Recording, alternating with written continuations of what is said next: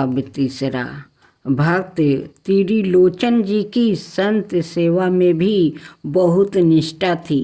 वो भगवान बद्रीनाथ के मंदिर में आने वाले दर्शनियों को बड़े प्रेम से अपने हाथों से भोजन बनाकर खिलाते थे।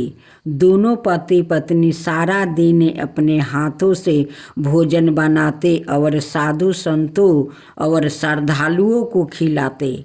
इसलिए उनके घर पर सदा ही लोग की भीड़ लगी रहती थी।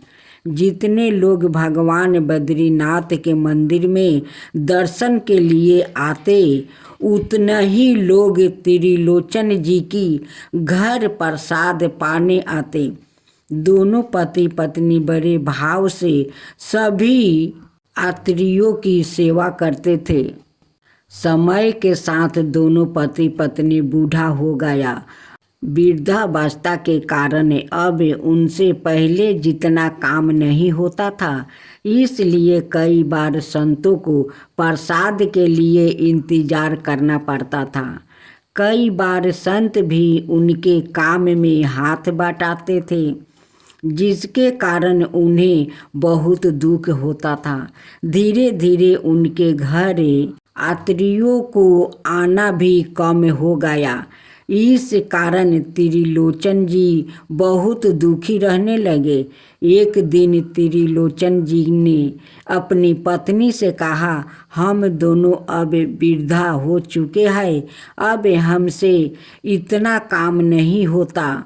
इसलिए क्यों ना हम संतों की सेवा के लिए एक सेवक राख ले, जो संतों की सेवा के काम में हमारी मदद करे। त्रिलोचन जी की पत्नी बोली, यह तो बहुत अच्छा विचार है। अगर सेवक आ जाएगा तो हम पहले की ही तरह संत सेवा कर पाएंगे, लेकिन सेवक ऐसा होना चाहिए जो मन लगाकर साधुओं की सेवा करे। त्रिलोचन जी ने कहा, ठीक है। त्रिलोचन जी ने अपने घर के बाहर बड़े बड़े अक्षरों में लिख दिया, यहाँ संत सेवा के लिए एक सेवक की आवश्यकता है। कोई सेवा भाव भक्ति भीतर आकर संपर्क करे। भगवान बद्रीनाथ श्री कृष्णा से त्रिलोचन जी का यह कष्ट देखा नहीं गया। अगले दिन सवाए भगवान बद्रीनाथ एक किशोर बालक का रूप बनाकर उनके घर आ गया। उस समय त्रिलोचन जी भगवान के ध्यान में बैठे थे। किशोर बालक त्रिलोचन जी को प्रणाम करके बोला, साहिब जी, आपको सेवक की आवश्यकता है। मैं आपके यहाँ सेवक बनकर काम करने के लिए तैयार हूँ। त्रिलोचन जी और उनकी पत्नी ने देखा, एक बड़ा ही सुंदर 15-16 बरस की आयु का एक किशोर बालक उनके सामने खड़ा था। उसने टूटी हुई चप्पल और फटे हुए पुराने वस्त्र पहने थे। त्रिलोचन जी ने पूछा, बेटा तुम्हारा नाम क्या है और तुम्हारे घर में कौन कौन है? बालक ने बताया, मेरा नाम अंतर्यामी है और मैं अकेला ही हूँ, मेरा कोई नहीं है। यह सुनकर त्रिलोचन जी और उनकी पत्नी को उस बालक पर बहुत दया आई। त्रिलोचन जी ने उससे पूछा, बेटा तुम क्या काम करना जानते हो? वो बालक बोला, साहिब जी, मैं घर के सभी काम कर लेता हूँ। त्रिलोचन जी बोले, हमारे घर में प्रतिदिन 100 करोड़ लोग का भोजन बनता है। क्या तुम रोज इतने लोगों का भोजन बना सकते हो? वो बालक बोला, साहेब आप बिल्कुल निश्चित रहिए, भोजन बनाने में तो मुझे विशेष दक्षता प्राप्ति है। सैकड़ों लोगों का भोजन बनाना तो मेरे बाएं हाथ का काम है। मैं तो भोजन बनाने के साथ साथ आपके घर झाड़ू बर्तन और साफ सफाई भी कर दिया करूँगा। यह सुनकर त्रिलोचन जी बहुत प्रसन्न हुए। उन्होंने सोचा, यह तो हमें बहुत अच्छा सेवक मिला है। त्रिलोचन जी बोले, ठीक है, तुम यहाँ पर सेवा कर लेना, लेकिन यह तो बताओ तुम यहाँ पर सेवा करने का क्या लोगे? बालक बोला, बाबूजी मुझे बस भर पेट भोजन दे दो और रात को सोने के लिए जगह दे दो, मुझे बस इतना ही चाहिए। त्रिलोचन जी बोले, हमारे घर में भोजन की कोई कमी नहीं है, तुम्हारी जितनी इच्छा हो तुम उतना भोजन करना, और हमारा घर भी बहुत बड़ा है, हम तुम्हें एक कमरे दे देंगे, तुम वहाँ आराम से रहना। वो बालक बोला, मैं आपके घर के सभी कार्य करूँगा, लेकिन मेरी कुछ शर्त है। त्रिलोचन जी बोले, बताओ तुम्हारी क्या शर्त है? बालक बोला, मैं सभी के लिए भोजन बनाऊंगा, लेकिन मेरे लिए आपको भोजन बनाना होगा, क्योंकि मैं अपने हाथों से बना भोजन ग्रहण नहीं करता। त्रिलोचन जी की पत्नी ने सोचा, यह छोटा सा बालक है, 2-4 रोटी में दिलप्रीत हो जाएगा। वो बोली, ठीक है, मैं तुम्हारे लिए भोजन बना दूंगी। वो बालक बोला, मेरी दूसरी शर्त है, मैं कितना भी भोजन करूं, मुझे कभी यह मत कहना कि तुम इतना क्यों खाते हो। त्रिलोचन जी बोले, तुम भर पेट 4-5 रोटी खा लेना, हम तुम्हें कभी नहीं टोकेंगे। बालक बोला, 4-5 रोटी से मेरा कुछ नहीं होता, मैं दिन भर में एक समय ही भोजन करता हूँ, लेकिन एक बार में 4 से 5 किलो रोटियाँ खाता हूँ। त्रिलोचन जी बोले, तुम जितना चाहे भोजन करना, लेकिन संतों की सेवा में कोई कमी आना नहीं चाहिए। बालक बोला, मेरी तीसरी और आखिरी शर्त है, यह है, आप किसी अन्याय व्यक्ति से भी मेरी चुगली नहीं करोगे कि मैं इतना अधिक भोजन करता हूँ। जिसे दिन अपने मुझसे यह किसी अन्याय व्यक्ति से मेरे भोजन के बारे में कहा, मैं उसी दिन आपका घर छोड़कर चला जाऊंगा। त्रिलोचन जी और उनकी पत्नी ने बालक अंतर्यामी की सभी शर्त मान ली। अगले दिन से अंतर्यामी के रूप में आए भगवान ने त्रिलोचन जी के घर काम करना शुरू कर दिया। अगले दिन त्रिलोचन जी सुबह सोकर उठे तो उन्होंने देखा कि रसोई घर में अलग अलग चूल्हों पर अलग अलग भोजन तैयार हो रहा है। अंतर्यामी भाग भाग कर 15 तरह के भोजन बना रहा है। जब तक त्रिलोचन जी और उनकी पत्नी स्नान आदि नृत्य कर्म से निवृत्त हुए, तब तक अंतर्यामी ने सैकड़ों लोगों का भोजन तैयार भी कर दिया। अब सुबह सुबह श्रद्धालु आने लगे। अंतर्यामी ने सभी को बड़े प्रेम से भोजन परोसा। त्रिलोचन जी अंतर्यामी की इस कार्य में मदद करना चाहते थे, लेकिन अंतर्यामी ने उन्हें कोई काम नहीं करने दिया। सारा कार्य सवाए ही किया।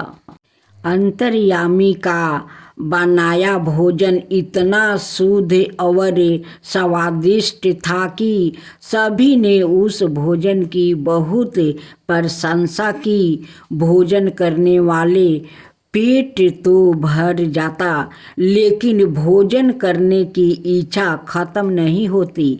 सभी संतों ने त्रिलोचन जी से भोजन की बहुत प्रशंसा की। संत बोले, त्रिलोचन जी, आपके यहाँ हमने बहुत बार भोजन किया, लेकिन ऐसा स्वादिष्ट भोजन हमने कभी नहीं खाया।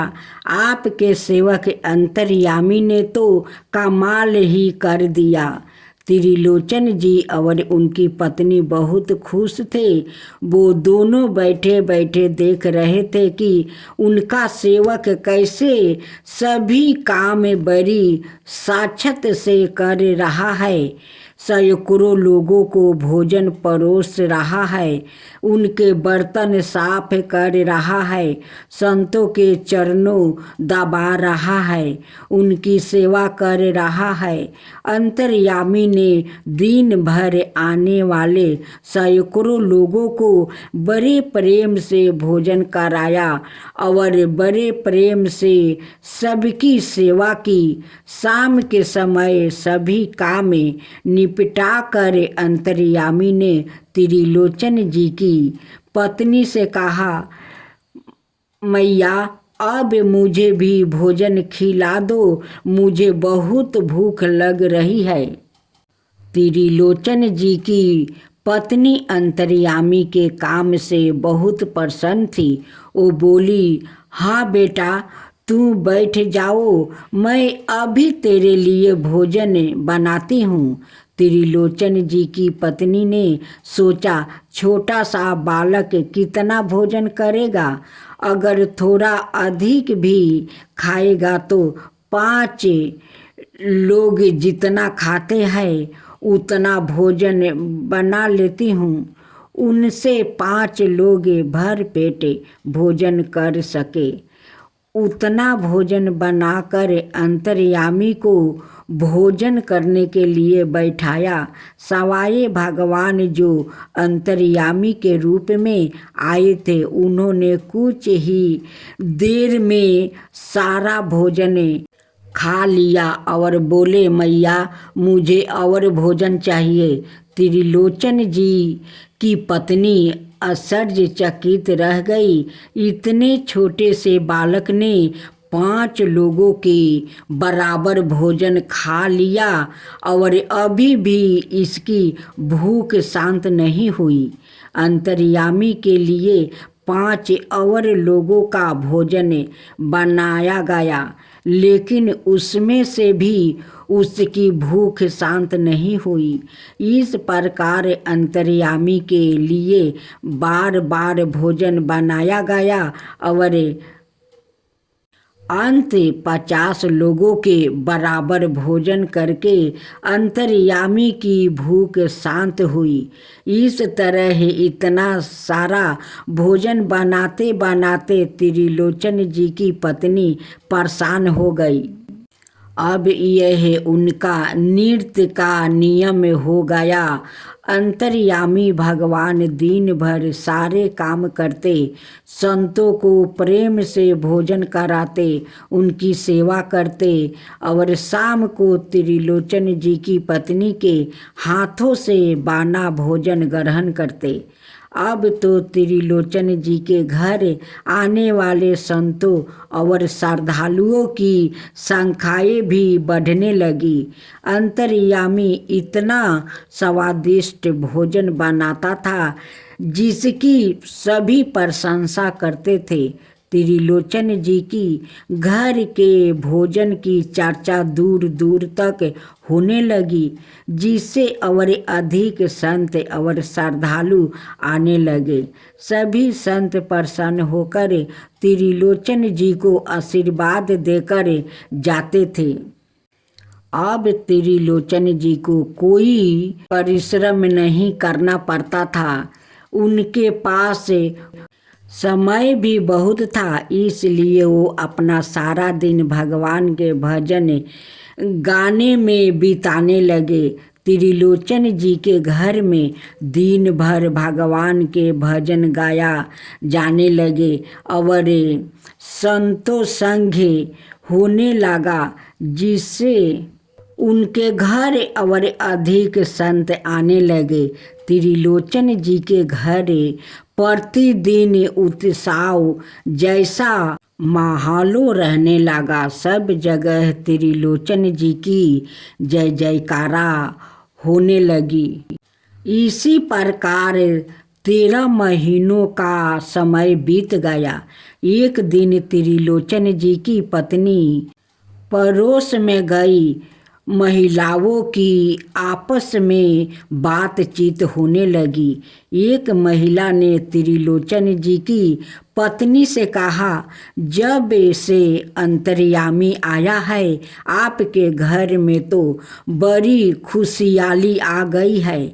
और त्रिलोचन जी की तो रंगत ही बदल गई है। उनके चेहरे पर बड़ा तेज आ गया है। उनकी सेहत भी पहले से बहुत अच्छी हो गई है। लेकिन आप तो पहले भी दुबली थी और अब भी दुबली हो। आपकी सेहत में कोई सुधार क्यों नहीं आया है? तब वो बोली कि अब मैं अपना चेहरा सुंदर बनाकर क्या करूँगी, अब तो मुझे ऊपर जाना है। जय शिवा ओमकारा, प्रभु हरे शिवा ओमकारा, ब्रह्मा विष्णु सदा शिव अर्धंगिनी धारा। ओम जय शिवा ओमकारा, एकानन चतुरानन पंचानन राजे, शिव पंचानन राजे। हंसासन गरुड़ासन विषवाहन साजे। ओम जय शिवा ओमकारा, दो भुज चार चतुर भुज दस भुज अति सोहे, तीनों रूप निरखता त्रिभुवन जन मोहे। ओम जय शिवा ओमकारा, अक्षर माला बने माला मंगली माला तारी, चंदन मृग मद सोहे बोले सुभिकारी। ओम जय शिवा ओमकारा, श्वेतांबर पीतांबर गंबर अंगे, सनकादिक बरे मादिकी भूतादिकी संगे। ओम जय शिवा ओमकारा, करके मध्यम कमंडल चक्र त्रिशूलधरता, जग करता जग भरता जग पालन करता। ओम जय शिवा ओमकारा, ब्रह्मा विष्णु सदा शिव जानते अविवेका, प्राण बचर के मध्यम यह तीनों एका। ओम जय शिवा ओमकारा, तिरगुण शिव जी के आरती जो कोई नर गावे, शिवा जो कोई नर गावे, कहत शिवानंद स्वामी मन भजत शिवानंद स्वामी मन वांछित फल पावे। ओम जय शिवा ओमकारा, जय शिवा ओमकारा।